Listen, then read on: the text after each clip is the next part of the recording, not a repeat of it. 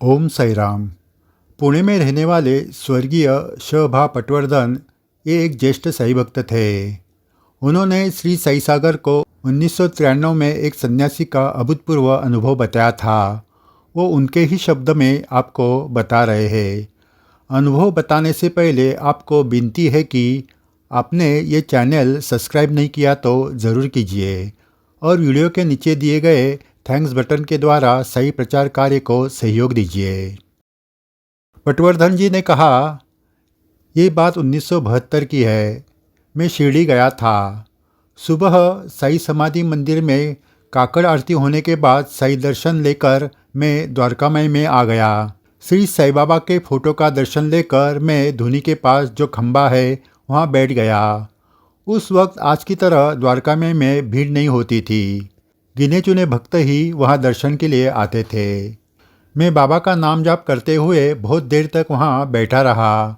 उस वक्त एक एक साई भक्त बाबा का दर्शन करने द्वारकामय में आ रहे थे।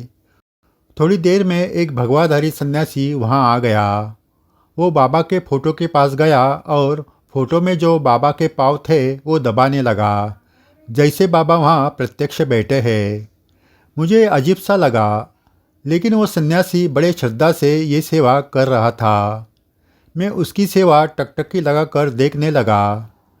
मेरा ये देखना उस सन्यासी के ध्यान में आया होगा। उसने मेरे ओर देखा और हल्के से मुस्कुराया। फिर वो मेरे पास आकर बैठ गया। मुस्कुराते हुए बोलने लगा, मैं फ़ोटो के सामने जो सेवा कर रहा हूँ ये देखकर तुम हैरान हो रहे ना। तुम्हारे मन में ये भी आता होगा कि ये क्या पागलपन है। फिर गंभीर होकर उसने आगे कहा, लेकिन आपको ये मैं कहना चाहता हूँ कि द्वारकामय में ये सिर्फ बाबा का फोटो नहीं है, प्रत्यक्ष रूप से बाबा वहाँ बैठे हैं। श्रद्धायुक्त अंतःकरण से तुम देखोगे तो तुम्हें भी यही अनुभव आ जाएगा। मैंने कहा, स्वामी जी, मेरी श्रद्धा इतनी दृढ़ नहीं कि मुझे वो अनुभव आ जाए, लेकिन आपको आया हुआ अनुभव अगर आप मुझको बताएंगे तो मुझे बहुत खुशी होगी। मेरी श्रद्धा दृढ़ होने में मदद मिलेगी। इस पर सन्यासी ने कहा, ये देखिए, सन्यासी अपने साधना काल के अनुभव किसी को बताते नहीं है। फिर भी आपने इस द्वारका में श्रद्धा से ये प्रश्न पूछा है तो आपको मेरा एक अनुभव बताता हूँ, लेकिन मैं आपको मेरा नाम बता नहीं सकता। मैंने कहा, कोई बात नहीं, मैं आपका अनुभव सुनने के लिए उत्सुक हूँ। फिर उस सन्यासी ने अपना अनुभव बताना शुरू किया। सन्यासी ने कहा, मेरे पास 1 रुपया भी न होते हुए भी साई कृपा से मैंने भारत की 40 धाम यात्रा 4 बार पूरी की है। ऐसे ही मैं भारत भ्रमण करते हुए हिमालय चला गया। हिमालय के साधु और तपस्वी के बारे में आपने भी सुना होगा। वहाँ अनेकों तपस्वी हजारों साल से तप कर रहे हैं। इतना ही नहीं तो इस संसार में जिन तपस्वी संतों ने अपना कार्य पूरा करके देह त्याग किया या समाधि ली, वो भी हिमालय में भ्रमण करते हैं। मैंने कहा, हाँ स्वामी जी, मैंने पढ़ा है। फिर स्वामी जी ने आगे कहा, फिर मेरे मन में उस वक्त ऐसा विचार आया कि अगर ये बात सत्य है तो ऐसे पुण्यभूमि में हमें श्री साई बाबा का दर्शन क्यों नहीं हो सकता। इस विचार से मैं भाव विभोर हो गया। श्री साई की याद से गदगद होने लगा।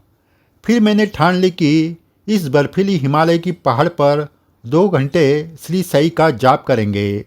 अगर उतने वक्त में दुर्भाग्यवश दर्शन नहीं हुआ तो इसी पहाड़ से अपना शरीर खाई में झोंक दूंगा। खाई में कहाँ कूदना है वो जगह भी मैं देखकर आ गया और एक पत्थर पर मैं साई जाप करने बैठ गया। आसपास दूर दूर तक बर्फ ही बर्फ था। ठंडे हवा का झोंका शरीर को हिला दे रहा था। हवा की आवाज़ कानों में गूंज रही थी। मैं आंखें बंद करके बाबा का नाम लेता रहा।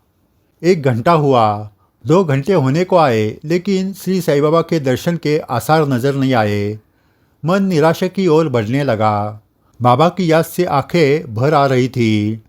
मन ही मन में अपने आप को कोस रहा था कि क्या मेरी इतनी भी श्रद्धा नहीं कि मैं बाबा को प्रत्यक्ष देख सकूं। मैंने फिर से साई जाप करना शुरू किया। 2 घंटे पूरे हुए। फिर मैंने बाबा को प्रार्थना की, बाबा, अब मैं सिर्फ 3 बार आपको पुकारूंगा। अगर आपने दर्शन नहीं दिया तो मैं खाई में कूद जाऊंगा। मैंने एक बार श्री साईं बाबा को पुकारा। हिमालय की पर्वतों में वो आवाज़ गूंज उठी। फिर मैंने दूसरी बार बाबा को आवाज़ दी और तीसरी बार साईं का नाम पुकार कर मैं उठने ही वाला था कि मेरे सामने 4 हाथ दूर प्रत्यक्ष श्री साईनाथ प्रकट हुए। सपना नहीं तो प्रत्यक्ष। मेरे हाथ पांव कांपने लगे। उस बर्फीले पहाड़ में बाबा नंगे पांव खड़े थे। बर्फ जैसी सफ़ेद कफनी, सिर पर सफ़ेद वस्त्र बांधे हुए बाबा।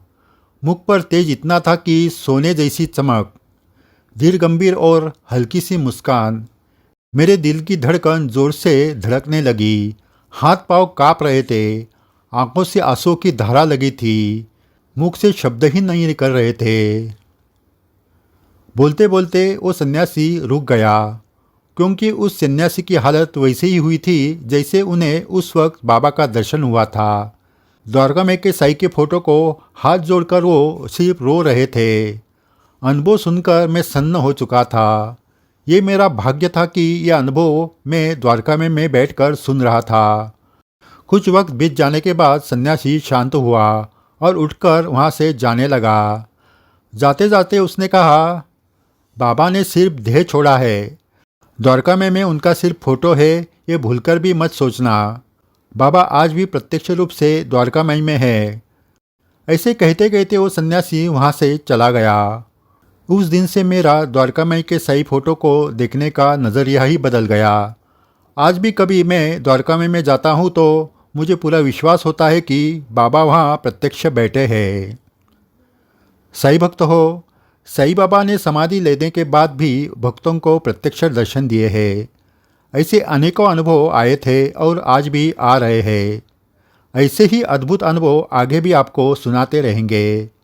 चैनल सब्सक्राइब नहीं किया तो ज़रूर कीजिए और वीडियो के नीचे दिए गए थैंक्स बटन्स के द्वारा सही प्रचार कार्य को सहयोग दीजिए। इससे हमें सही कार्य निरंतर करने के लिए मदद मिलेगी। जय साईं राम।